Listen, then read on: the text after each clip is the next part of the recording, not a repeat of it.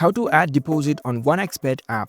I'm gonna guide you through the process on how to do it. Let's get started. First of all, on your phone, launch the 1xBet app. After you are in the app, make sure that you are logged in with your account. Once you are logged in, you will see this kind of app interface. Now, in order to add deposit into your account of 1xBet app, here in this home screen at the bottom right corner, you can see the menu option. Tap on it. Once you are in this menu page, at the top right corner, you can see this deposit option. Tap on it. Next up, in this account deposit space, you can find different options from where you can deposit money into your 1xBet account. At the top, you can see it is written payment systems in your region. So all these given list are local payment methods. You can select your preferred payment method from where you want to add the deposit.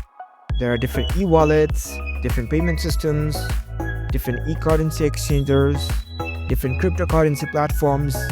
There are wide varieties of choices. You just need to select the payment method that is easy for you. So once you select your preferred payment method, you can follow along the further instructions. You can indicate how much you want to deposit. You need to give your payment informations.